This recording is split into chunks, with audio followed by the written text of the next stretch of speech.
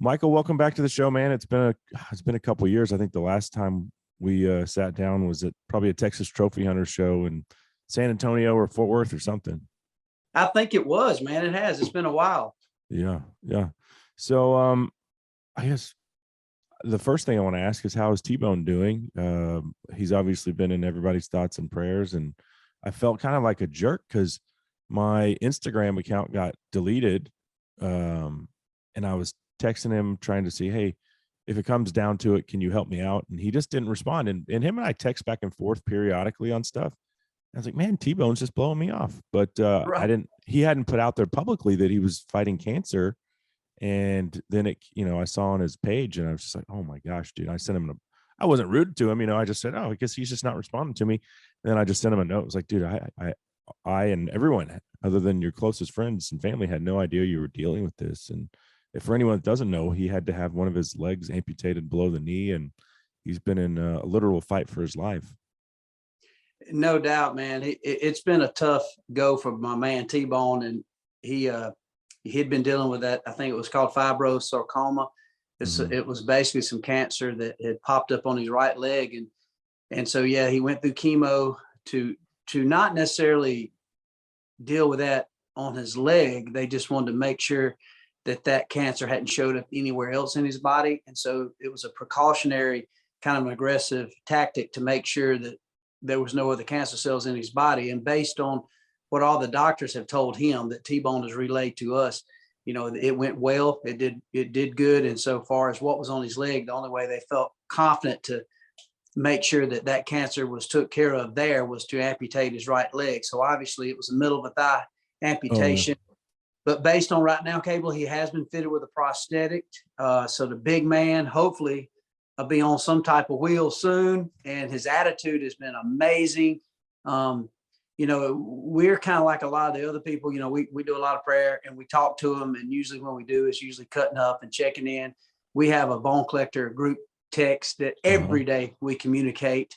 And so it's been amazing. He's been certainly an inspiration to us all because he's so positive. It's so easy to get negative, and he has just been so positive. I mean, it's amazing how he will pick us up Yeah. about the situation where we don't even know what to say. I mean, how do you talk to a friend that is dealing with cancer and then they have to amputate a limb?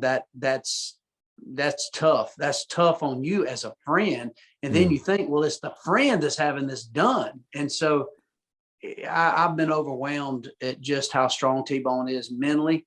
And so obviously he's got a long road ahead of him, but so far so good. He's been obviously getting it monitored every day. He's been going to physical therapy.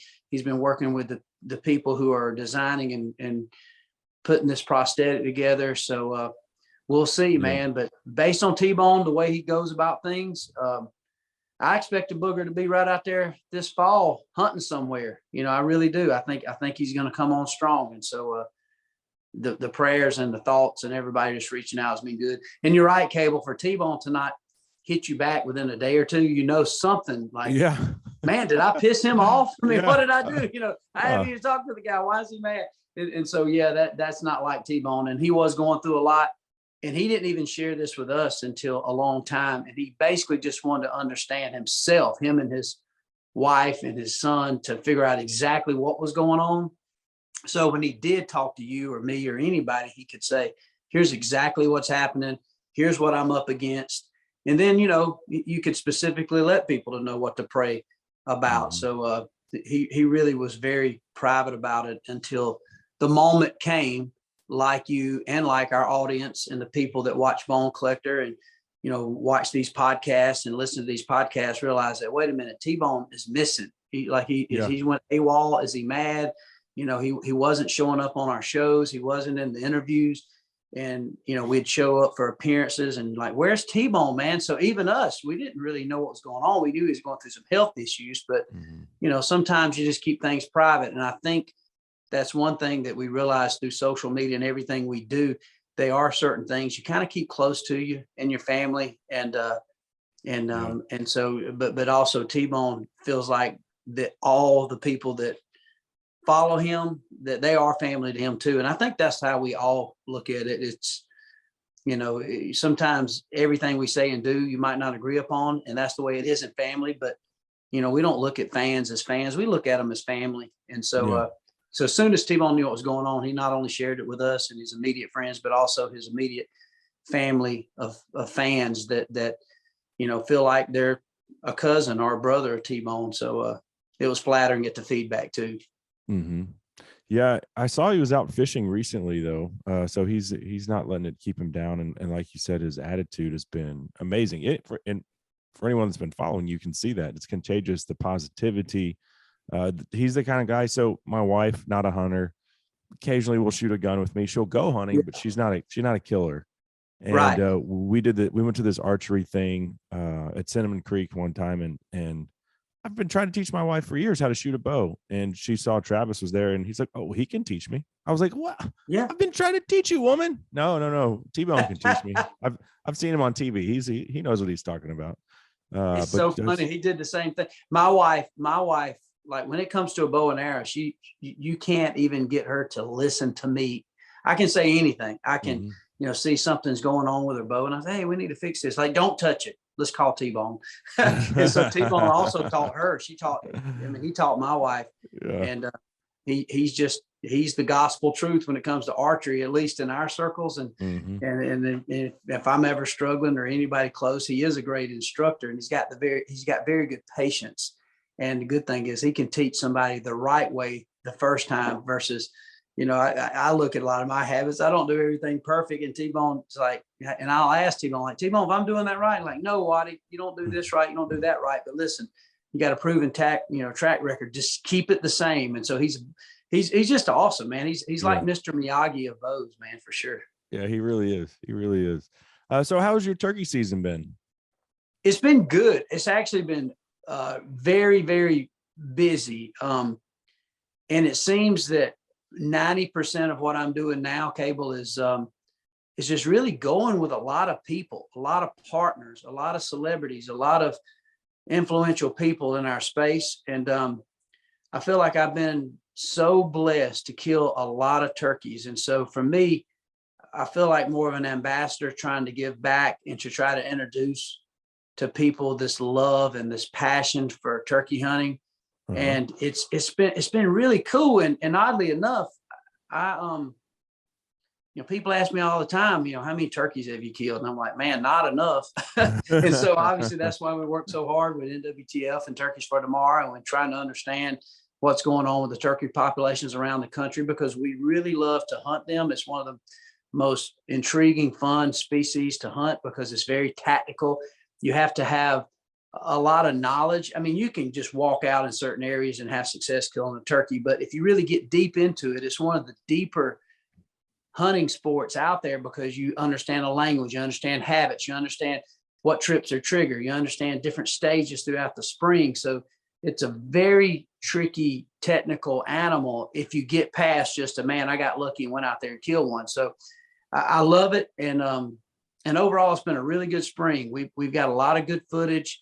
And I would say the biggest thing that we've gotten this year, Cable, has been just the authentic joy and the look in somebody's eye when they finally have a turkey gobbling hard coming in and they've never seen it. It could be somebody in Texas that, has always looked at, these turkeys as feeder rats and something that just eats all the deer corn and aggravating. Sometimes you see in these areas where you got a high population of turkeys, it's a nuisance almost like a hog.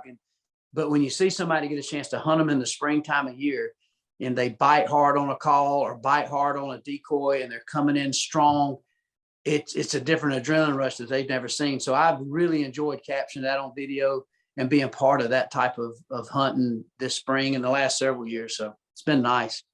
I get to take advantage of a deer lease where they do treat them like feeder rats. And so they just leased it to me for the spring. They're like, "Turkeys, yeah, we got turkeys. You want to hunt those things? Yeah, just help us pay for our protein bill. We don't give a dang about no turkeys." And I'm like, "Okay, I'm your guy." So yeah, I love it. Went down to South Texas to like around the King Ranch, and I think, Michael, those have to be the dumbest turkeys in the world. Oh yeah, they're not smart. Yeah, but it's so fun. Like if you probably like you, grow up and you hunt all these places. And so, there's no doubt, I think all species across the country, you get into these areas to where certain animals are easier to put your tag on. But if you grow up in an area where it's unbelievably hard, like, in the South, Georgia, Alabama, in these areas down here, and that can go over to Mississippi, up into South Carolina. I mean, turkeys are almost like this mythical being, to where you hear one or two turkeys gobble and they're back in this thick swamp, planted pine, clear cut, creek bottoms and hardwood ridges. It's almost like you just dream. It's not like Bigfoot, but if you grow up hunting them, there's a time in your hunting career that you're like, I just want to get one within 30 yards. I mean, it's like, Right. it becomes like this obsession. But yet, if you grow up hunting like that and you learn how to trick a few of those turkeys from time to time, then you get to a place like you're talking about around that King Ranch. Oh my God, it's almost like you feel like the turkey whisperer, Oh yeah. and it's a great place to get people introduced to it. And the numbers are good. There's a lot of turkeys and they work. It's like textbook. So no, man, Mhm. I love those trips every once in a while, man. I'll get my teeth kicked in, sometimes by these old Southern Easterns. And I'm like, man, I'm ready to go to South Texas, or I'm ready to go to Nebraska and chase a Merriam around or something.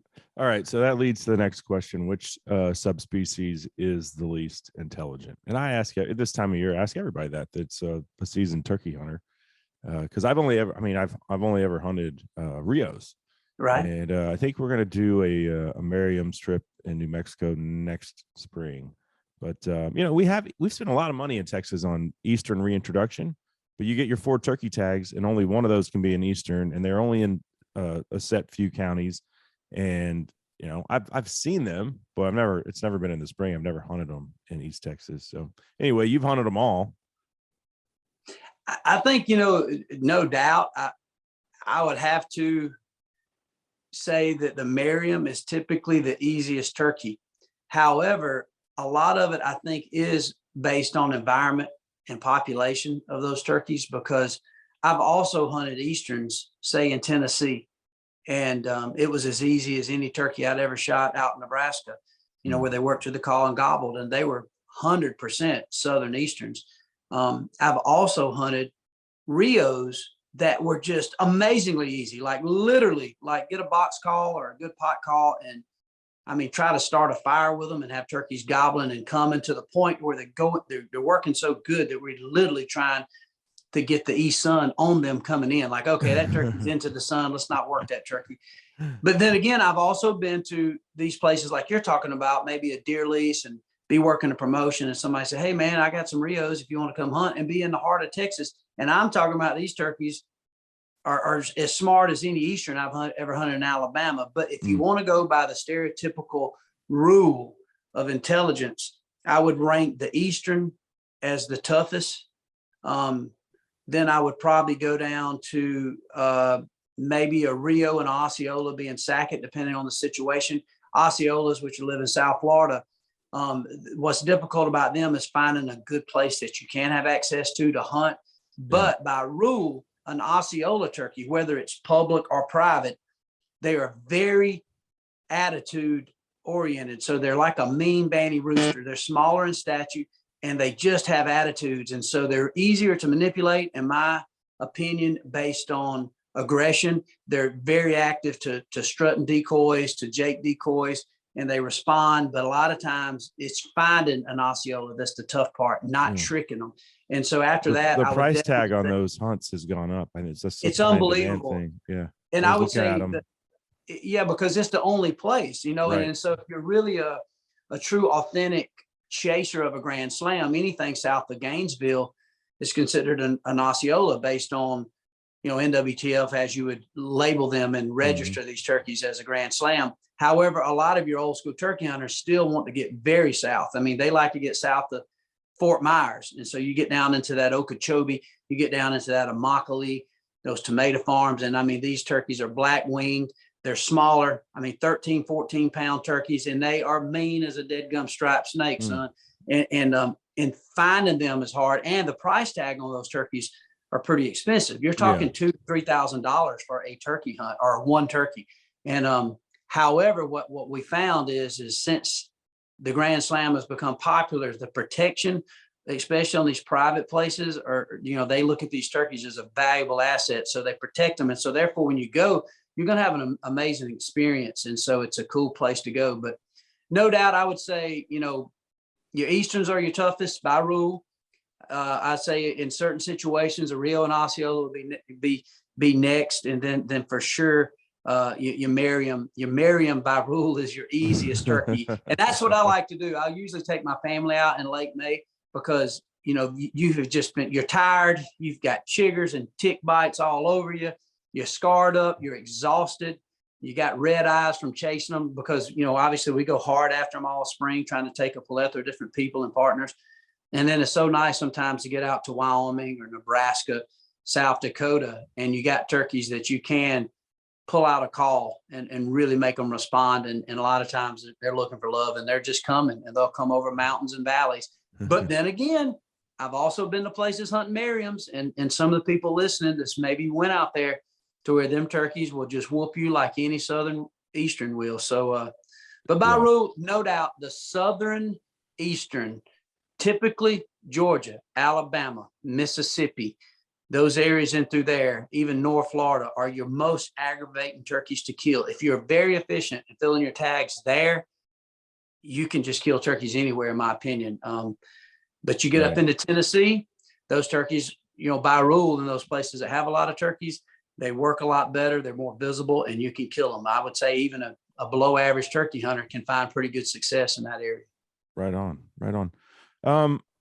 Let's talk about the hunting community and celebrities wading into politics. And the last time that I had Travis on the show was a very important time politically, as the Georgia Senate runoff was taking place, and we ended up losing both of those seats. But he was not shy about that conversation. This is what I believe. And I often, Michael, get people saying, Cable, stay out of politics. You're an outdoor radio show host. What do you know about politics? And my response every time is, show me a conservative politician that's drafting anti-hunting or anti-Second Amendment legislation. And they don't have a response, man.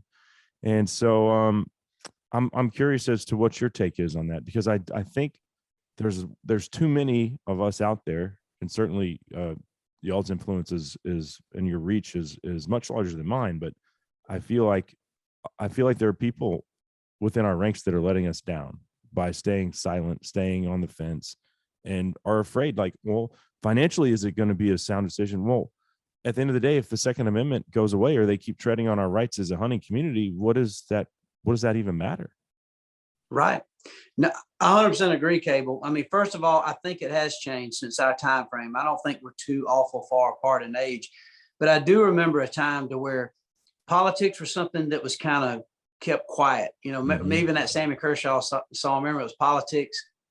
We can talk about anything, but politics, religion, and her.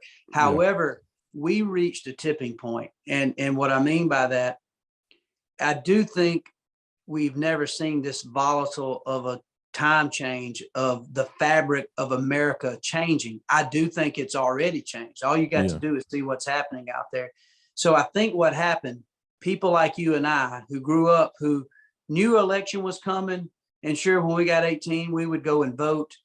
But it wasn't something that we really talked about, because it was even though maybe then that's when it was slipping and everything was slipping up on us to where it hit right now, people didn't talk about it. One, we didn't have social media to voice our opinions. These celebrities and different people that we saw that we maybe looked up to, we didn't really know where they stood because their time on television was limited. And typically these people, artists or entertainers, were playing their music. They were in their movies.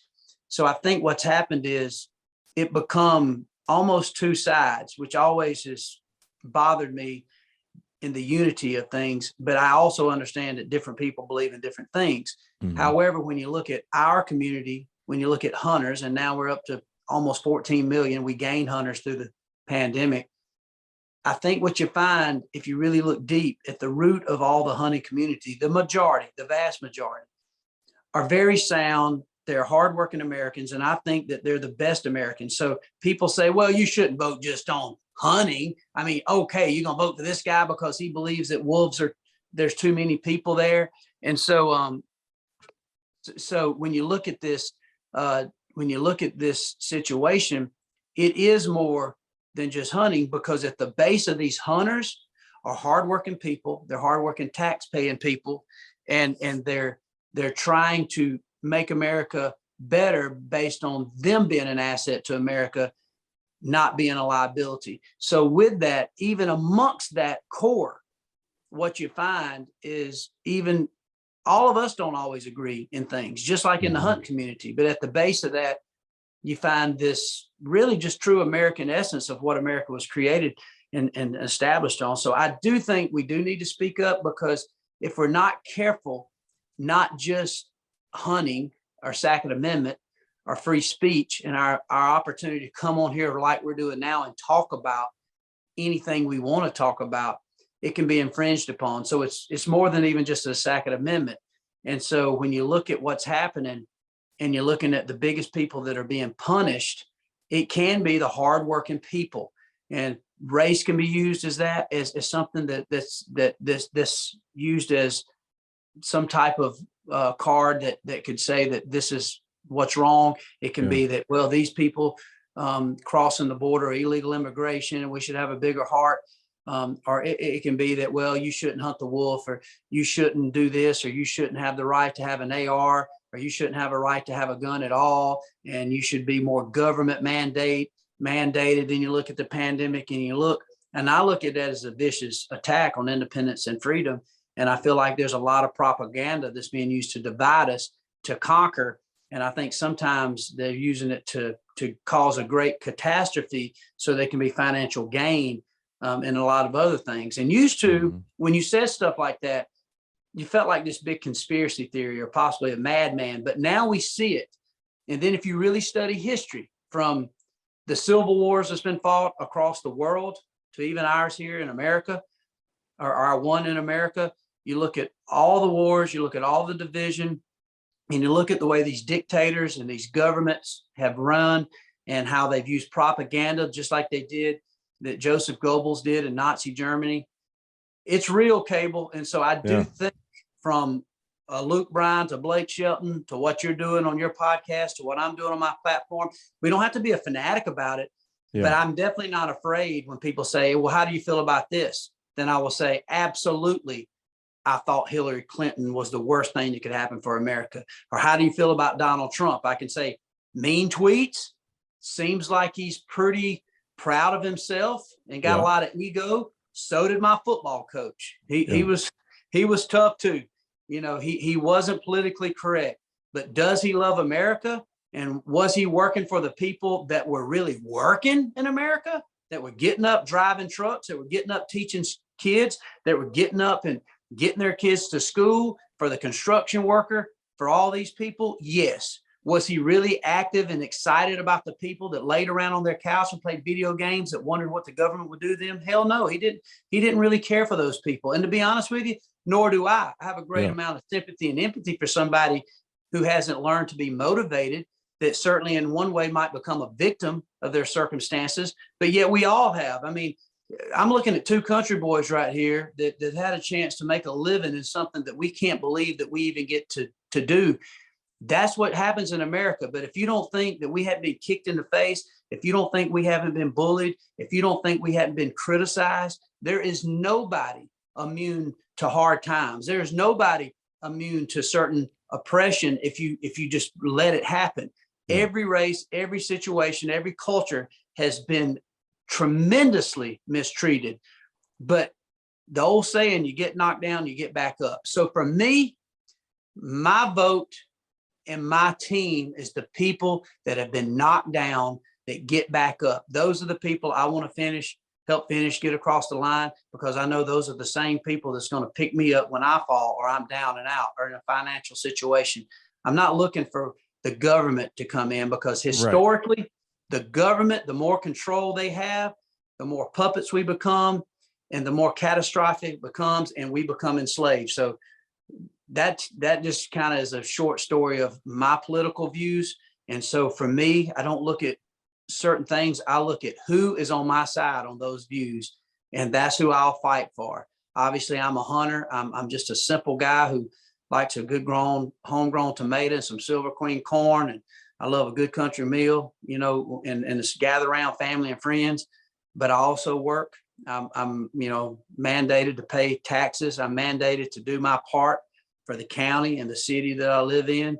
And I do my part, but I have to work for every dollar I get. And there's a lot of people like me and you that do that. And I think that those are the most valuable players in America, not these people that are hitting on crap. And so it just really makes me mad. And if we're not careful, and if we don't get up and talk about these things, you're right. They will rule, they will take it away. And next thing you know, we'll be sitting around and like, God, I can't believe we can't go on Cable's podcast and talk freely. We can't do that anymore. Look at right now, and sorry to keep rambling on this, but look at right now. Look at the uproar with Elon Musk buying Twitter. Right.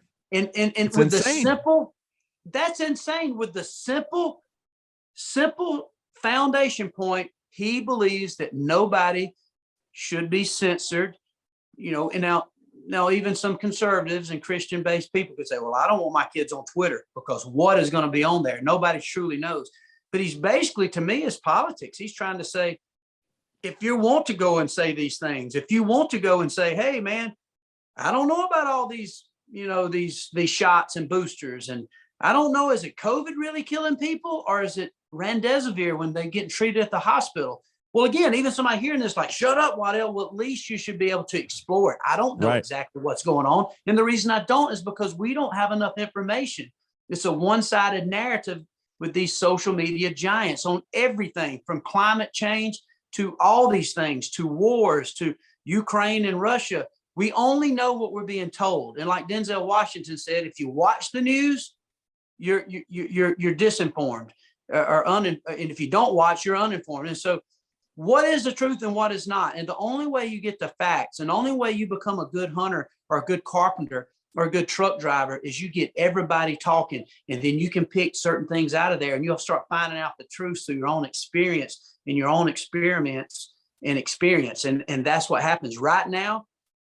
These big tech companies, they're one-sided. They're extreme liberal. And all Elon Musk is saying, he's not saying he's conservative or liberal. He's saying, hey, free speech. Y'all get out here and spit the facts. If you think this is something, if it's theory, if it's fact, we're smart enough to figure that out. I figured it out in hunting. I mean, I don't know everything, but I figured out that some of these things are in the golden book of turkey hunting. I figured that you go by them, but I also added a few statements in here because I realized that sometimes you can do things different. Jimi Hendrix proved that you can play a guitar a little different, and different things that go against music theory. So that's how, when you have expression, that's how entertainers change the world, change entertainment.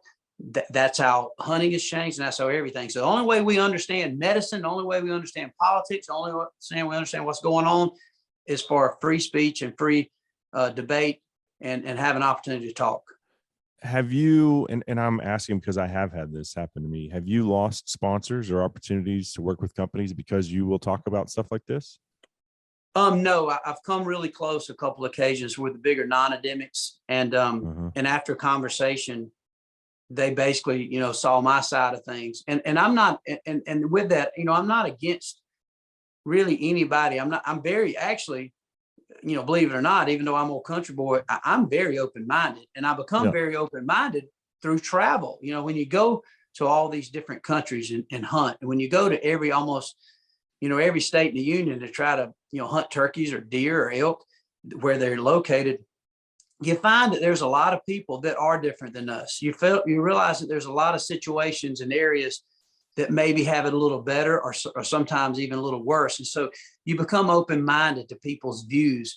However, I'm not talking about not giving people their opportunity to have their own life. I mean, for me, I don't care. I think that's the beauty of America. You can worship whatever you want to.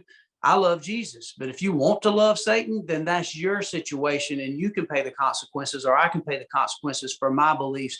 But I should have a chance to stand strong on that and to talk about how I feel, just like they should. I'm heterosexual. I've always looked at women as beautiful. Matter of fact, that's been the biggest struggle of my life. Yeah, women were beautiful. However, if you're a homosexual, that's fine. I shouldn't have the right to do sex education, to teach a kid at kindergarten how beautiful and what they should be doing with a woman. And I don't think anybody who's trying to push an agenda, on CRT and or, the sex education should be trying to push this homosexual thing on any kid, whether they turn out to be homosexual or not. So it's not about hate. It's about sometimes there is an agenda that they're trying to push. I don't have an agenda. I want kids to understand, in my opinion, solid values. However, you morph into different things, but sometimes even my kids, they're not ready to have certain things pushed on them, but I can use what I feel like as a parent. If anybody deserves that right, it's the parent. It's the parent. If I want to talk about these things, then let me be the first to make this conversation, not somebody. So those are the things that I'm against, and leave it up to us. And I think we deserve that right. And they're trying to pull those rights away from us. And guess what else? Look hard into history. That's what freaking Hitler did. What did he do? He took the young kids, he molded them, not you, Cable, not me. I would rather have the chance to mold my kids. Yeah. And if you say, well, I don't agree in how you're molding them, well, that's not my problem for you to be mad at me, nor is it my problem to be mad at you. I think more people need to sweep around their own doors and figure out their own situation. I can't help you. It says it on the airplane every time. How many times have we flown? It says, in case of emergency, when an oxygen mask comes on, put the mask around your face first before you try to help somebody else. People are trying to change the world, and yet they don't even know how to freaking make their own bed. They don't even know how to make a hot pocket in a microwave, yet they don't want to get into this deep conversation about climate control, and they don't even know how to properly bathe their butt. I mean, I'm like, come on, dude, clean up these areas, get me show me how I can respect you here. Then maybe I can hear your other narrative about these other things that I know not much about. Yeah. So for me, it's a little deeper situation. And I think people are spouting off and they're doing things and they're meddling into other families in their own business. And that's not right. That's not what America was founded on. I think that's why it was important when Youngkin won the governorship, and he did it on the platform of, you know what, parents are going to decide what they teach their kids, not the education system. So huge win. Hopefully we have seen more of that continue with laws and stuff, trying to prevent indoctrination, teaching your kids at 6 years old. Oh, do you feel like a boy today? Have you ever thought, little girl, maybe you're a boy? Yeah. No, what the hell are you talking about? No, that's a girl. And if at 18 years old, she's still, maybe she feels like that on her own. You do you have one life to live, but you damn sure ain't teaching my kids at 6 years old that BS. I absolutely think about this, Cable. We're wildlife lovers. I mean, my wife has chickens. We've raised ducks. I've raised rabbits. I've raised so much because I just love it. I mean, you don't even know why. It's just in you. If you're country, even people in the city like that. But who teaches these poults or these biddies? It's the mama hen. It's not like all of a sudden bring in the rabbit to teach these poults how to scratch and bug out in the high grass. It's the young, it's the hen, it's the mama.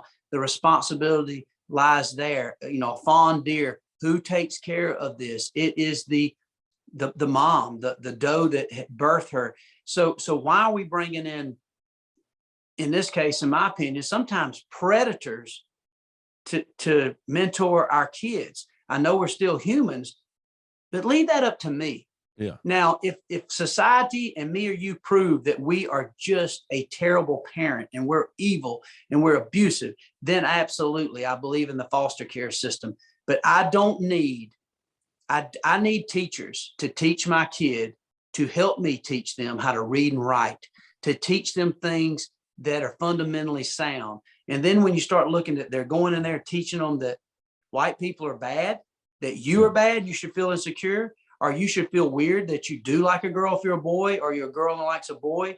And, or it's okay. Your dad's a hunter. What's wrong with him? Is he a weirdo? Yeah, and then you talk about your dad voted for Trump and maybe he's a hunter, and maybe they're trying to teach this kid that you're the one that's evil, or maybe that they should feel insecure, and that maybe they're questioning their life and why they should be feeling this way. And they get confused because they're hearing a different message when they get home, and we're saying the prayer before we eat a ham sandwich or a feast. And so at the end of it, I don't need teachers. And I think it is unbelievably wrong for teachers to do more than what they're supposed to do. And I think it's time to look at the education situation. Again, I've never was that good in school. I've always believed in school, but half the stuff that I'm talking about right now, you don't need a teacher to teach you from first grade to senior year. You can Google it and learn all you want to. Yeah. I mean, I can pull out a calculator and do math right now. So at the end of it, the biggest education that a kid can get is right in our own homes. And what's happened is people are putting too much responsibility on these teachers to raise their kids. So if there's teachers that's hearing this, they also are up against the wall, because we as parents in America, sometimes we hand our kids over, but yet it was like, oh, well, don't teach them that. Like, man, I had to teach your kid how to pee and not, piss in britches. I had to teach your kid hygiene and that he should brush his teeth. So these teachers on the other side of the equation, it is not fair for them. They want to teach them science. They want to teach them biology, reading, writing, and arithmetic. But what they're having to do, they're having to teach things that they should have already learned at home. So there goes two sides. But for those of us who send our kids to school and they're clean and their hair is combed and their teeth is brushed and they're respectful as they can be, and they know that if we hear that they're disrespectful at school, that they're going to be disciplined at home, those are the kids that these teachers can really mold and make them educate, make them smarter, and teach them tricks of the trade and how to get through in life when it comes to just a solid education of knowing history. But now what we're finding, they're ripping pages out of the history book because they don't want that talked about. They don't want people to understand, what, Gaddafi was like. They don't want to know what it was like over in Zimbabwe when the crazy, ruler over there was just basically enslaving people. They don't want to understand about Nazi Germany. They don't want to understand truly, what Stalin was like and these different dictators. And so these things can slip out of control if you don't know. You only know what you know and what you're around. So for people like you and I, we have been very blessed. The biggest blessing I feel like I've had is to be able to travel the world, not just the country, the world, and see things for myself. And it's pretty easy to see that America is the greatest country. But if we're not careful, we're slipping right into the trenches like Zimbabwe did. We're slipping right into the trenches like some of these third world countries did with dictator and being self and the government getting too much control. So no, we got to get political. And I know people want to talk about hunting, maybe they're listening here, but to protect hunting, to protect this lifestyle, we sometimes got to have a discussion about politics and voting for the right people that see it like us, that see like you. And so we have to get involved. And I see an AR right behind you, and you see my gun safe right behind me. There's plenty of those in there. And that's the thing, is that they are intertwined, and it's unfortunate. And you and I mean, it sucks that we have to have this conversation, right? But it does. People have to be talking about it.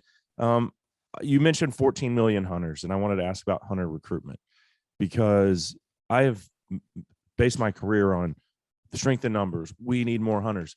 Now, I'm at this point in life where I'm like, well, what if it's the wrong kind of hunter that is saying, well, yeah, okay, I bought a hunting license, but I'm only a bow hunter. I don't think you should hunt with that AR, Michael. You shouldn't have that in Texas. So to me, the most annoying thing a hunter, in quotations, can say is, I'm a hunter, but. Well, no, to me, there's no but. Like, you are or you aren't. And if you are, then you better act like that at the voting box. And so I'm asking you about hunter recruitment, because now I'm not so sure anymore. Like, if you're diluting the way of life and the values that we hold as hunters, as supporters of the Second Amendment, if you're diluting that and you're wading into those waters, which I want to welcome you with open arms. I want to say, yes, you're here. You're a hunter now, but I don't know anymore if I can, because I'm at this point. Like, I don't know if you're the right kind of hunter. If you're making things worse for me, I don't know if I want you. And I hate having to come to that realization, but that's where I'm at. I don't know where you, Michael Waddell, are at today, but this is the first, is the first year where I'm now thinking about this thing. I'm like, whoa, if 13 million is the magic number? Well, What if we had 15 million? Do you think the anti-hunters are going to stop if we had 15 million? No, they're Yeah. not. So No. what is it? Does it really matter? I don't know.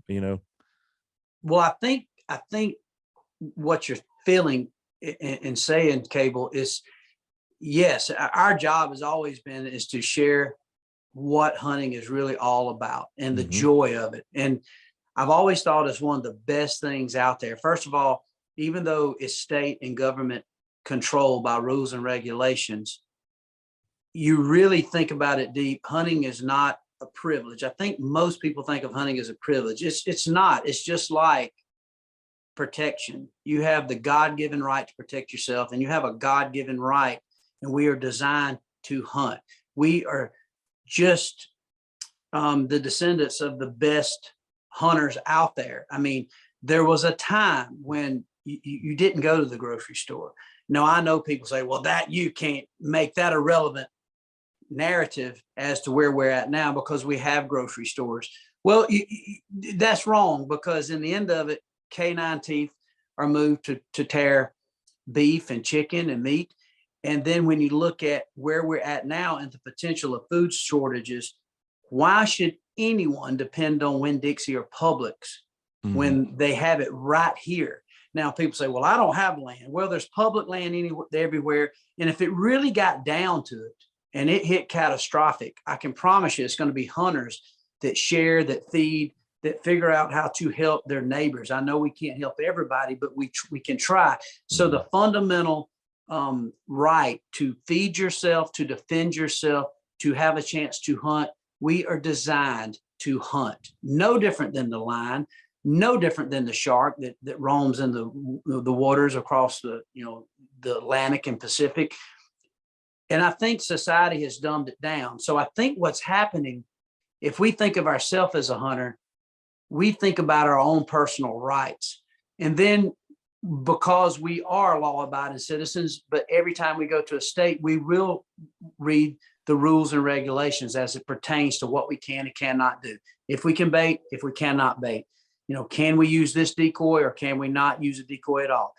Can we, or do we have to wear hunter arms or do we not? And so we look at this stuff, and then the rules will define these things that we have to do. And we always will do these things because it's not worth getting a ticket or getting your hunting license revoked.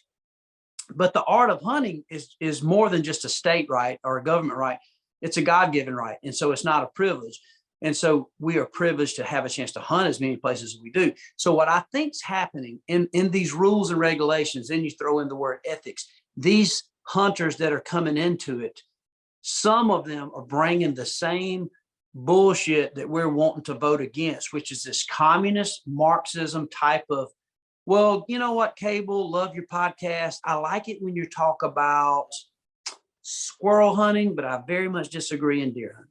Yeah. I like it when you talk about bow hunting, really primitive bow hunting, but I hate rifles, and I'm working on banning rifle hunting in Texas right now.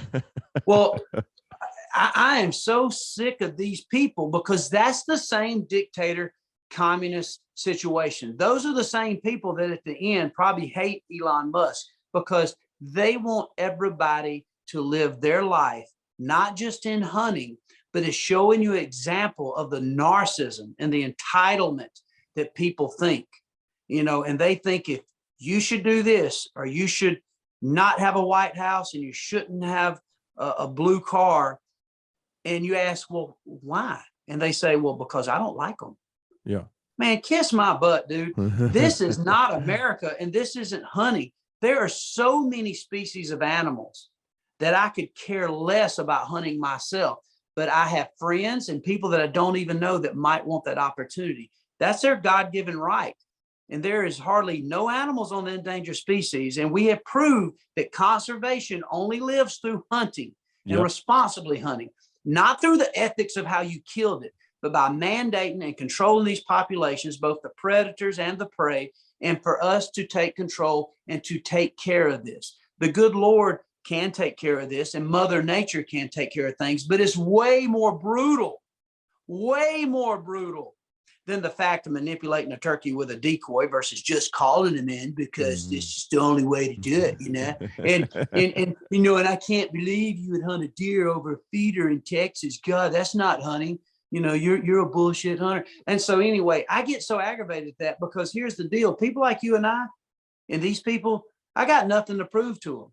Yeah. Man, I have no insecurities about my ability to hunt, whether I figure out a way to make it easier or whether I freaking trudge through the swamps and freezing cold and breaking ice. I've done it all. I understand it all. And through all these years, Cable, I still realize that these animals are going to win because they're superior to me in their own domain.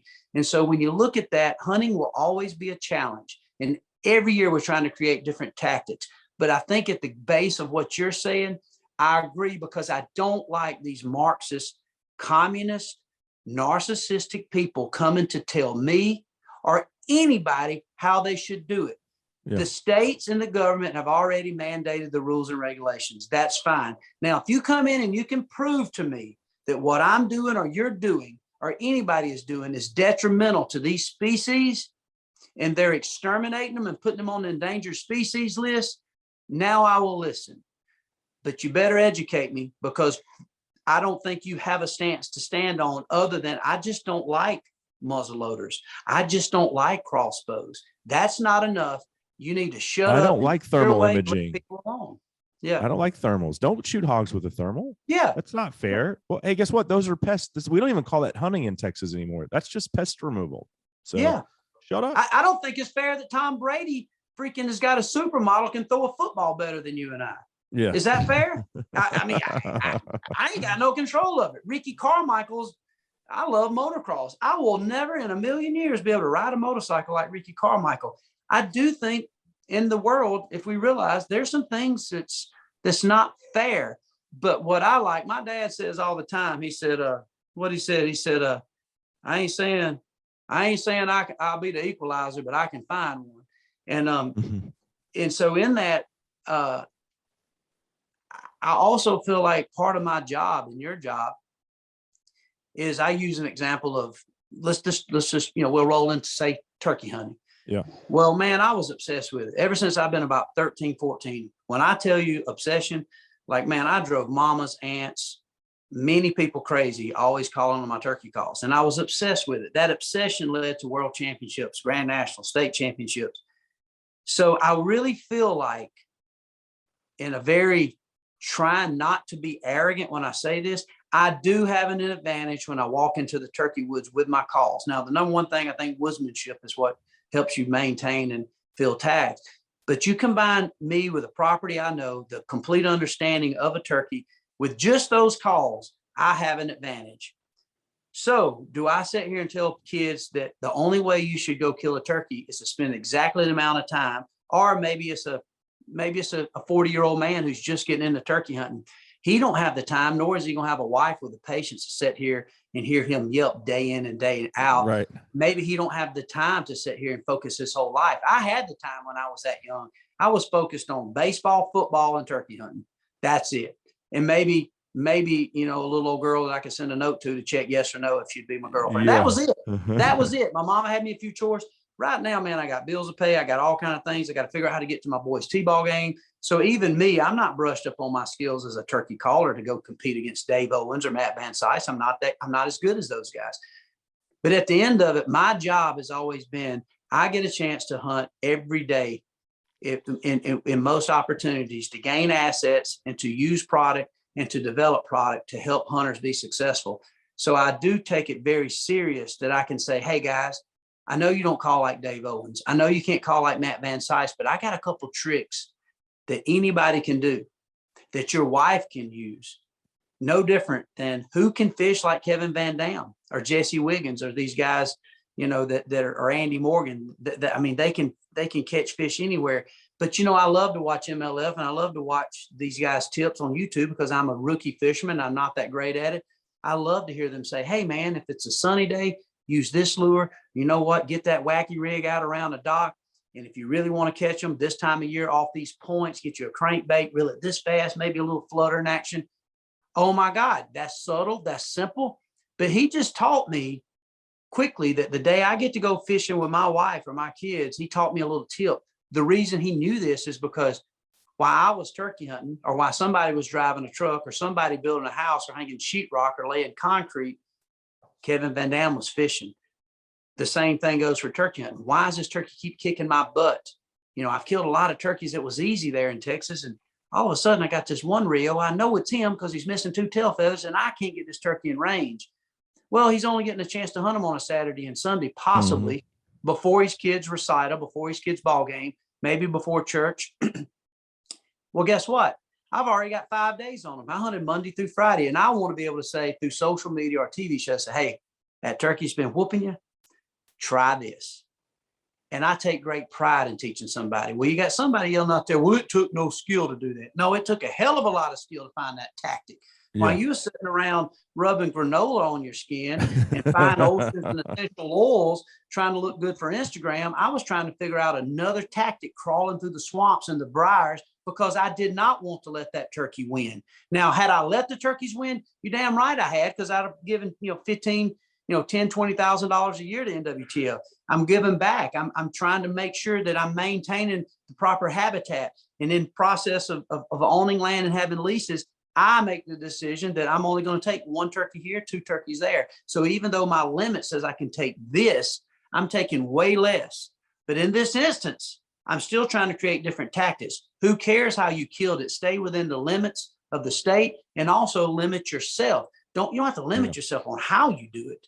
So I think it's preposterous. I think it's narcissistic, and I think it's communist that people come in and want to dictate to you how you should live your life, because that's really what they're doing. And they're using hunting in their insecurities, because I think at the end of it, they will say, well, it takes no skill to do it this way. It takes no skill to set over a feeder in Texas and kill a deer. And they will just go on and on. Do you know how many hours I drove looking for the right property, how many doors I knocked on, how much money I paid that landowner, how many miles I put on the truck going to fill that feeder, how often I'm checking my trail cameras, waiting for the perfect time. Yep. I mean, it's they don't understand all of that. And I can go to New Mexico and hunt in the backcountry for a week and walk out with a bull elk.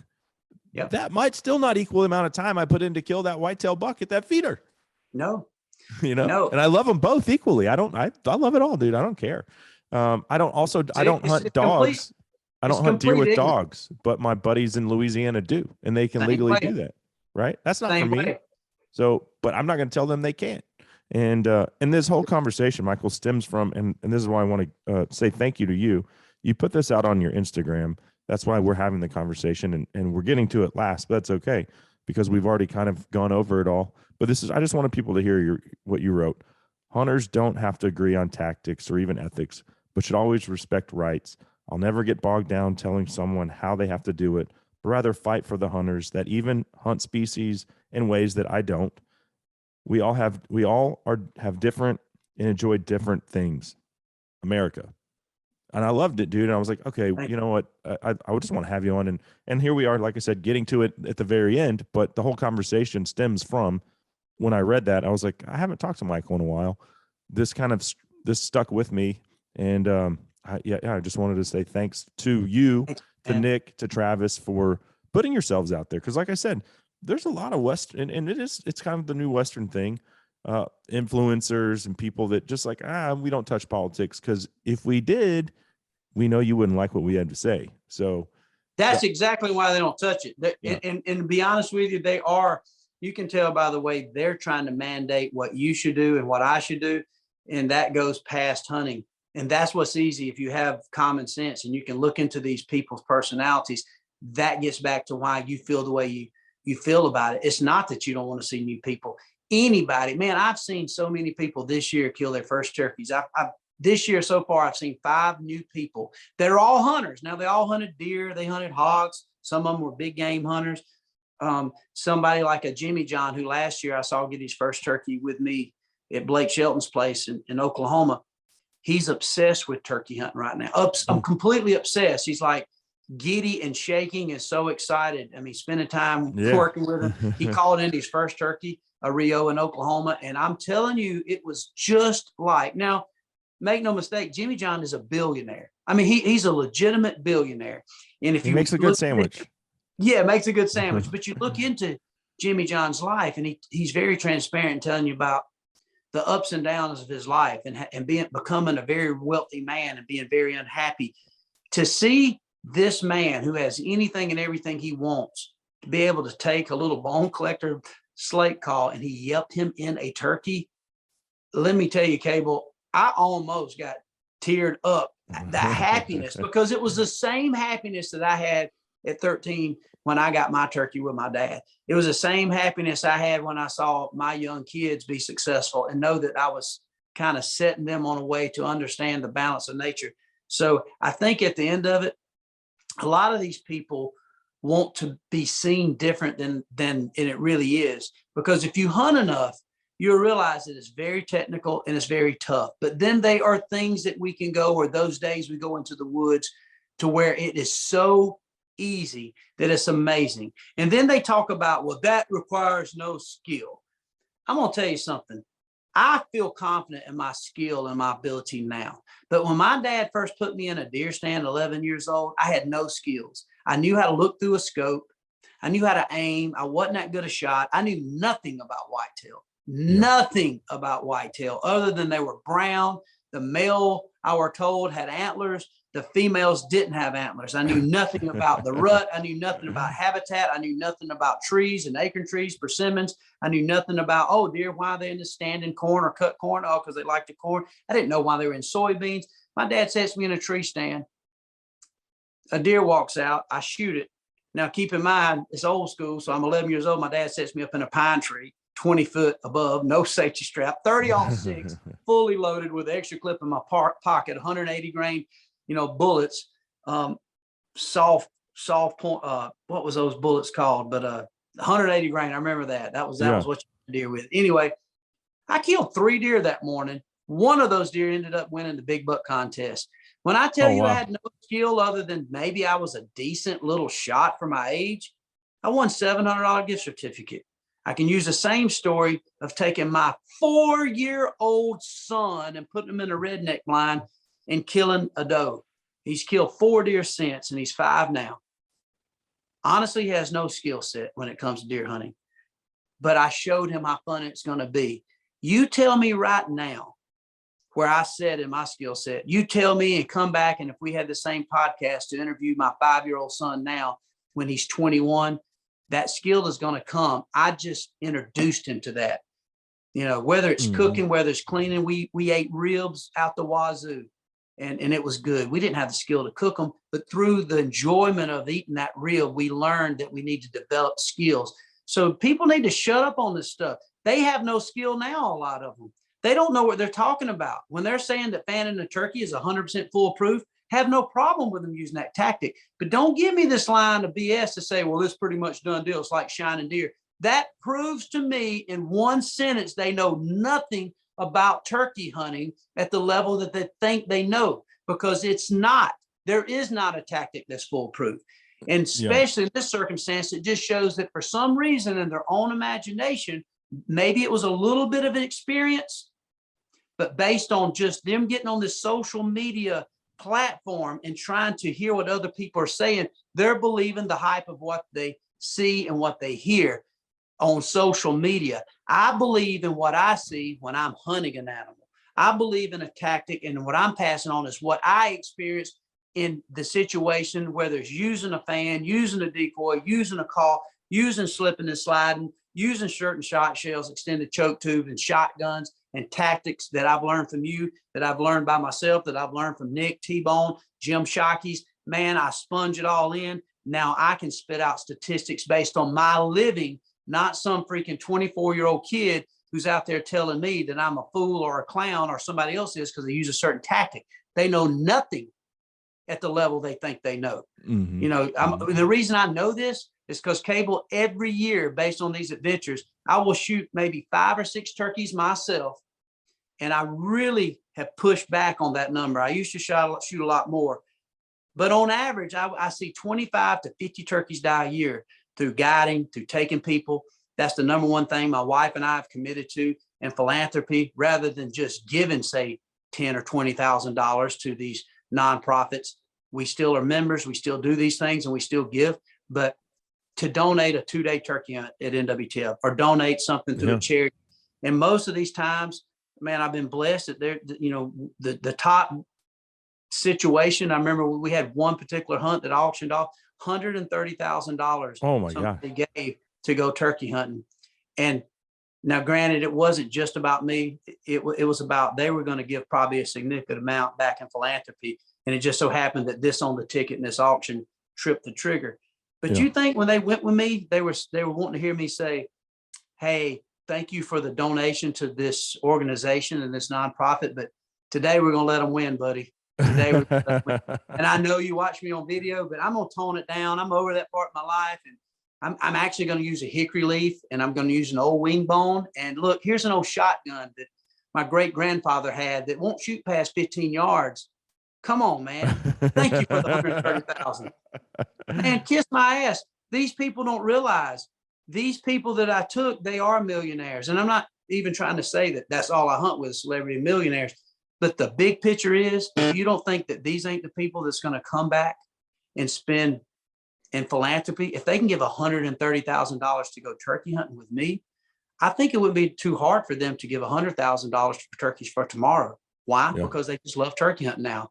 Yeah. And I had this chance to be part of this, to set that, to plant that seed. What kid am I getting his first turkey that's going to end up to be the next Jeff Bezos? Hopefully he's better than Bezos. Right. But my point is that can give back to our community. And the last example I could give, take this AR behind me. Cable, never typically, the way I grew up, I don't need really an AR.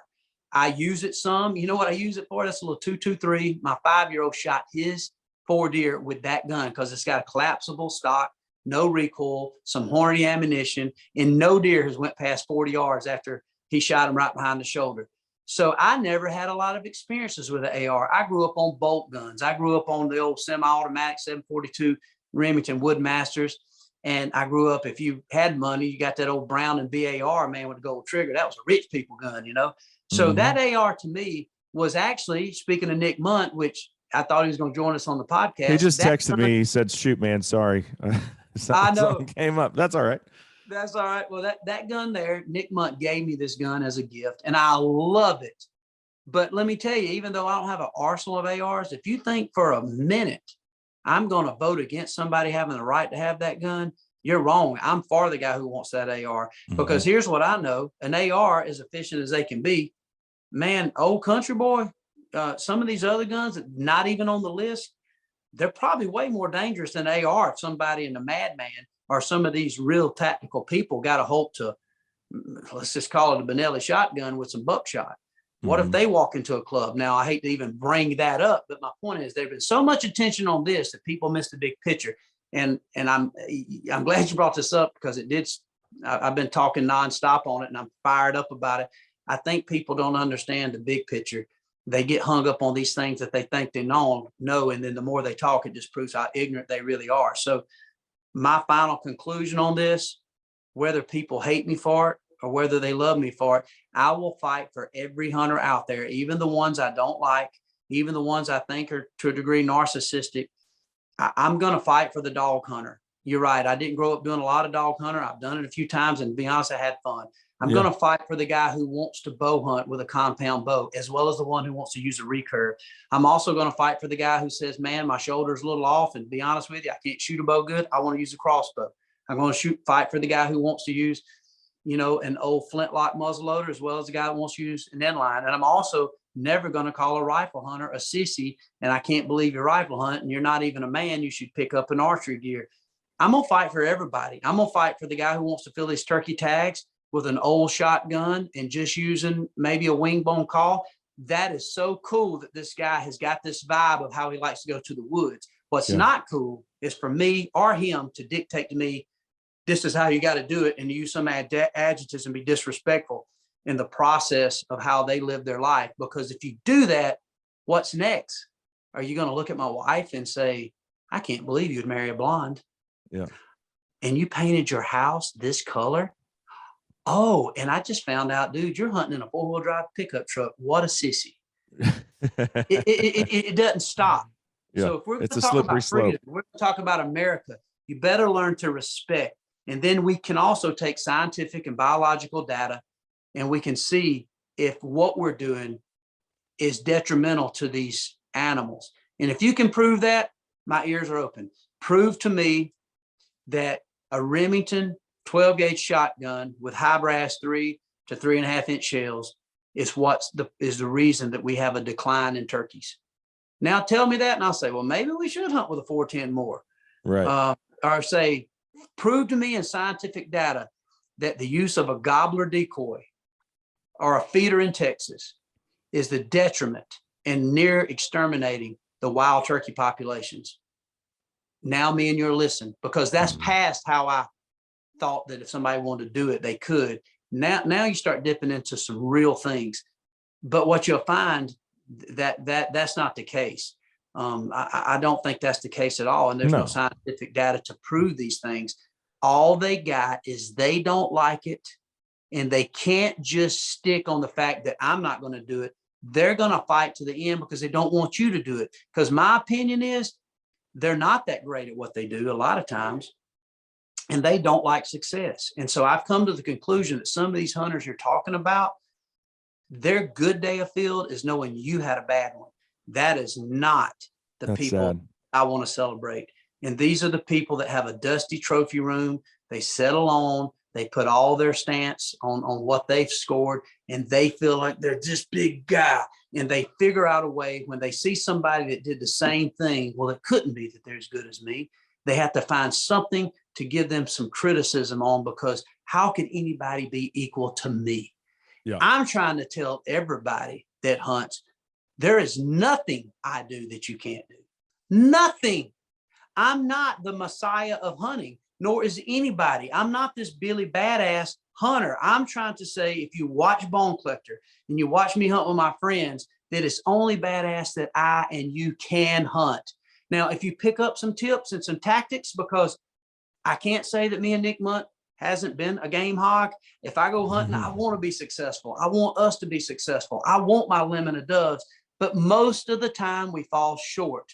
But the fun that we have is unbelievably contagious. And I'm trying to tell you that you can do it, that every man, woman, and child can do it. And even if they might not be at the same level as you or me, they can get there, and they can get there on a fast track. And that's what these macho men, narcissistic people that want to do away with certain tactics, this is what they hate. They don't want to see anybody coming as equal to them. And that is not a good, solid promotion of our hunting heritage and culture. It is something we all can do. I don't think I could ever ride a motorcycle like Eli Tomac or Ricky Carmichael or Jeremy McGrath. I don't think I could ever throw a football like Tom Brady. But I'm here to tell you, you can one day possibly be as good a turkey caller as me or Dave Owens. You can possibly kill you a big buck with a bow if you concentrate on it. I won't ever win a Super Bowl in football, but I'm trying to tell you, everything I do on my show, you can be like me. You can do the things I do. I am not above you. I'm actually right there with you. And the only reason that you might can look at me, well, you are more blessed and you're possibly good, and I think you're talented, Waddell, in the turkey woods. The only reason I am is because the people who watch our shows, who buy our products, is giving me the opportunity to do it more. And therefore, all I'm doing is sharing these opportunities that these viewers and these listeners have given me. And what a complete jerk would it be to say, guys, first of all, thank you for letting me live this life. But here's what I want to tell you, because you were working on that construction site. You didn't get this chance to see Monday through Thursday what I saw, but I'm going to tell you, because I know you, Bob Roberts, down there and wherever you're at in Texas, that turkey's been whooping you. Try this. You're not going to believe it. And so then that 4 days that I spent and they didn't, I was able to share one thing with them. It doesn't mean I know it all, but I really saw it. I really felt it. And maybe I didn't do it the first time I did it. I didn't share it. But after about 4 or 5 times, me and you, Cable, out there doing something, and that aha moment where our eyes are like this big, oh my God, can you believe that crap? That's the 4th time we tried that trick and it's worked. Now we keep trying it. We're going to strike out. Same with fishing, hunting. That's my passion. And that's what I'm trying to say. I will fight for you. I am with you. and I am not above you. I'm right there with you, and everybody can do what me and you do, period. The end of story. And another great example is T-Bone, always been a big man. Now he's sitting here, with one leg, and you watch and see if T-Bone don't find success. Now, is that there's fair? no doubt. Some people buy that the one leg big man is going to actually go probably kill a big poking young buck in time and fair chase. Are they going to want to deep down criticize this man? Well, I don't get it. The big guy with one leg kills a big deer. There's got to be something. He had to shoot it over corn, or it had to be high fence. Must have been a farm deer. They're going to throw criticism out of their own insecurity. And when you get to the point in your hunting endeavors that you can't celebrate other hunters, you're a pitiful sight. And we're getting too much of that right now, Cable. Oh, yeah. So that's my rant, and I apologize for overpowering this conversation, but that is my biggest thing right now that I'm fighting for. And I'm not against these people. I'm really not. I'm not against these people that have these ways that are certain. I actually think it's cool. If somebody wants to hunt turkey a certain way, or somebody says, you know what, I deer hunt, but I'm not going to hunt over bait. I respect that. But if you look deeper into it, there's no way to hunt deer if you're not hunting over bait. Now people say, whoa, bull crap. Well, again, I know hunting. There's got to be a white oak acorn tree there somewhere. There's got to be something. There's got to be farmland in Illinois that they left a bunch of corn over. That same person had to plant an oat field or a wheat field. That same person had to understand that there's persimmon trees down there, or maybe some crabapple trees that are natural. There is bait there. But again, who gives the right to a man to tell them where they can pull corn on their property? Also, who gives the right to the guy who's also like me? I'm blessed. I've got enough money that I can have 2 brand new, New Holland tractors out there that I enjoy. My dad and I enjoy so much going out and ripping up land. I got 40 or 50 acres of food plots on my farm. I'm not saying it to brag, but that's real bait. I plant soybeans, I plant oats, I plant white clover, I plant chufa for my turkeys. And you know what? I can about set Ray Charles out in that chufa field, and about 8 o'clock most every morning, and the turkeys are scratching that chufa up. That's perfectly moral. That's perfectly ethical. That's perfectly legal. Yeah. But for the single mom, Cable, that's out there that lost her husband or boyfriend in Afghanistan, or lost him, maybe he in a truck, in a car wreck or in heart attack, who's got a son who watches and listens to you, who watches Bone Collector, who watches us hunt, that wants to go hunting like us. What am I to tell her? Go buy a John Deere tractor. They're approximately 50 to 100 grand, and you can buy fertilizer, get you a soil sample. Right now, because of the Russia situation, you're going to probably pay anywhere from $5,000 to $10,000 to fertilize, some of these food plots. And the best, I think, to plant is, say, some buck forage or oats. They're not paying me. I just like that seed. And they're X amount of dollars a bag. And if you're lucky and you get the rain, you're going to have some oats that come up, and you could see a deer. Now, people say, well, why don't you teach them how to hunt white oak trees? Why don't you teach them about persimmon trees? No, I'm talking to a woman who lives in Alabama who's hunting literally a 20-acre planted pines. There is no food whatsoever in there other than so while you're at it, why don't you just go ahead and drop 50,000 on a Tesla so you don't have to buy gas anymore? Why not? Why not? So we have gotten so skewed in our situational ethics and our machoism and our sword fighting. And I've always said the biggest problem with the hunting industry, and if any women, and I pray women are listening to this, the most unattractive thing on earth is the male ego. And it exists. It exists within me. It exists within you. It exists within our species. So what do we do? What do we pull out of this in a lot of these companies to market the most sacred, most unbelievable pastime, God-given right we have? We use the male insecure ego and the guy who says, look at me and how tough. And they got looks like they freaking nearly had just got back from Afghanistan to hunt a turkey in Nebraska, the easiest place to kill a turkey. And it looks like it was a near-death experience. Literally, the photo shoots and their Instagram stories are more dangerous than the hunt itself. You would think that some of these people live with a pack of wolves while they freaking only have time to barely take this picture of of their muscles. It's pathetic. I'm not saying that somebody don't think it's cool.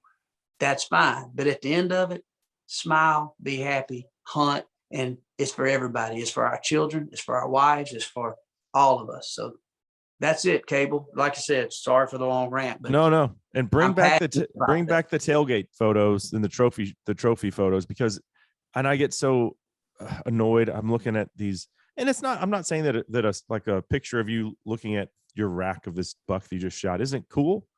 It's But cool. it's not a somber thing. It's a high-fiving. We're like, woohoo, this is great, man. We're thankful. There's a moment of gratitude. Thank you, Lord, for this animal that died. Now it's going to feed me and my family and my friends. It's great. But dude, it isn't a somber, I'm not sorry I killed that animal deal. It's yes, we're slapping each other on the back, high-fiving. Yeah. It's awesome. It's happy. Yeah. So some of those marketing shots, I'm just like, oof, that is so ridiculous. That is not what happens in the woods after you put your tag on an animal. Oh, Is he gonna cry? The dude's like looking at him like, is he gonna tear up right now? No, I don't think so. I don't understand it. I think it's a flaw maybe in humanity, is to see these insecure and I don't know. I don't know. Maybe I've even thought deep within myself and like, well, Michael, have you been so blessed to do this so long that certain aspects of it has become easy and maybe you take for granted? And I've come to the conclusion, no, I don't, because every year I get a chance to hunt with new hunters, from children to women to men that lived in the city, have a chance to hunt with, celebrities that know nothing about the space. And I do know they're getting a chance to fast track because they're getting a chance to see and be able to take advantage of a lot of things that naturally are easy for me or you based on how we move through the woods and how we quickly understand the strategy, maybe statistical opportunity for success based on years of experience. So to a degree, it's like going fishing for the first time with a Kevin Van Dam and you got a crankbait fishing a point. More than likely, you're going to catch fish. However, I don't think this is a difficult situation as people make it. I think people want it to be harder. I think for them, it makes them feel like they look sexier, more brawny to make it tougher, whether it's this sentimental vibe. When I pick up on all this as truly sincere, there's utmost respect. Even a man who has unbelievable reverence, for, and maybe they get to near tears. If it's true and it's sincere, then I respect it. But the problem is 90% of this is an acting job because they're trying to do something and to go down and on their own channel to gain success. And they have to do it by going against what they think maybe a Lee and Tiffany did or a Jim Shockey did or a Michael Waddell did. And that's fine. But really, they're guilty of the same stuff. Again, situational ethics of trying to manipulate the viewer based on their acting job of how they really feel. Deep down, they're controlling their emotion probably, and they're wanting to jump up and down and high five and jump up in your arms like a kid. And the last thing too on that is I've learned that these hunting trophies and these big bucks, the world really don't care because first of all, a lot of the world is doing it. A lot of the hunters are finding great success on big trophy animals. The reason they're getting a chance to do that is because there's great conservation efforts. And because of the hunters and a lot of the hunters that was even before them, they took active measures to have healthier herds and healthier fisheries. So certainly it takes skill and it takes the learning and it takes proper discipline to be able to make a shot to get this animal on the ground. But at the end of it, if you think the whole world cares that you killed this big buck, they don't. It's a personal trophy for yourself. Let that be something that makes you proud, but don't think everybody else is just going to worship you. Nobody cares, dude. Nobody cares. In your self-centeredness to think this, you forget that the world is pretty self-centered around their own family and their own activities and their own 8-point buck that was quite a bit smaller than yours, but they're more proud of their deer than they are yours. Who cares? So chalk it up and keep it simple and realize that we're proud of you and we think it's awesome. But should you get paid thousands and thousands of dollars? And should the whole world just now worship you and make you the authority on this thing? If you kill a turkey because you just only call them in, all of a sudden, should the whole world put you on a pedestal and call you the Godfather? No, they shouldn't. It doesn't matter. You gave yourself that title. You give yourself these credentials, not the world. And so it's kind of pathetic when you look deep into the psychology of it, and it just spells great insecurity, and it spells great narcissism. Well, we can thank social media for that. It's a double-edged sword. Yep. You've been obviously very gracious with your time, Michael. I appreciate it immensely. Before I started doing this 15 years ago, been following Bone Collector around, and you guys haven't changed. If anything, I think you guys have only gotten better with age. I see a little more white in that beard there. Yes. I got a little less hair up top, so we've been doing it a while. But yeah, man, I appreciate you guys and your honest take and being willing to come on here and talk about the things that so many people in this industry, number one, don't want to talk about, and I think a lot of people, listeners too, like, wow, I don't want to hear that. Well, guess what? Sometimes you need to hear it. Because like we've said, it's a slippery slope when you start picking and choosing what you think is okay and then trying to dictate that to other people, and in hunting and in life, like we've talked about. I agree. Today, I think it goes hand in hand. And Cable, I can likewise say the same thing, man. Tickled to death and proud of what you guys have accomplished and what y'all do on y'all's platforms and speaking the truth and speaking out. And like I said, opinions, you remember I was saying opinions like buttholes, everybody got one, but I love that everybody does. And so I apologize even for getting on a rant and roll, but I say it because deep down, I'm very happy. I'm very protective and excited about what hunting means. And I just want to make sure people know loud and clear. I'm not mad at anybody. I'm just happy to know that we got this, and I want to protect the freedoms of all hunters.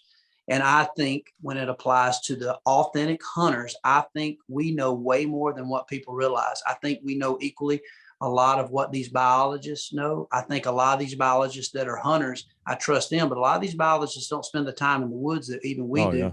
So in that, I got great respect for that, but I also want the respect back to these hunting communities and these hunting people that can help people understand the true statistics and how things work, because nobody is going to love these animals as much as we do that put our tags on them. And I know that sounds kind of strange for some people that don't understand it, but for me, I'm just about equal opportunity and for hunters to enjoy the space for their own opportunity and their own joy. And I think that so many mandates have been put on us. It keeps pushing, and to see it pushing into the hunting community, I'm telling you right now, I will rant and rave and I will fight to the end, because it doesn't belong here, man. Yeah. This is God's resources. This is not your resource to tell me how you should hunt it. And even when you look at these different tactics and they talk about old school hunting, that's great. That's fine. But you're saying that somebody else is a clown. Well, guess what? You're not calling me a clown because I'm new. So it's a new wave tactic. You're the ones using, high dollar shells. You're using high dollar camo and equipment, and possibly these high brass shells that can shoot a turkey 60, 70 yards or whatever it is. But you're going to be all tore up over a decoy, when in reality, the Indians and the Native Americans didn't have all this stuff. They were the ones that invented the turkey fan and to manipulate a turkey. So who's more old school and who's more studied up on the science of what you want to call old school? So put down your gun, maybe put down those blended latex calls, maybe put down those $200 pot calls or, $100 box calls, and maybe get you a recurve with a quartz, chirp stone flint, worked out in a little hickory bow, and maybe get out a turkey fan. Now that's old school. Yeah. Not the way you're hunting, not the way in high dollar real tree, mossy oak, extended choke tubes, 12 gauge shotgun that can shoot 50 yards and blend it into the woods, and having apps on your phone that you can, look at the topography. That ain't old school. It might feel old school, but study a little deeper. Start studying Ishii. I'll give you some names. Start studying Ishii. Start studying Pope and Young. Even look no further than Fred Barrett, which wasn't too long ago. Yeah. Now you're talking old school, but even those old school hunters had things that the Native Americans didn't have. So I think you will find situational ethics every time these guys want to go into a debate. And the only thing they can stand on is, I just don't like it. Yeah. Yeah. There's a man, dude. If I'm a hunter, but I'm a hunter, but nope. I think that's a good place to wrap it up, man. No, you're in or you're out. So You either in or you out, baby. yeah, You yeah, with the team, you in the family, or you out. that's And, right. and I will work hard to throw you out. Yeah. All right, Michael. Well, hey, y'all, everybody follow Bone Collector. You can find it's on all the social media. It's on we're on Sportsman. No, we are on Outdoor channel. Outdoor Yep. channel. And you guys have been doing it a long, long time. Like I said, only getting better with age. So thanks again, man. Certainly appreciate the time, and God bless you and your family. And Thank you. T-Bone. Appreciate it, brother.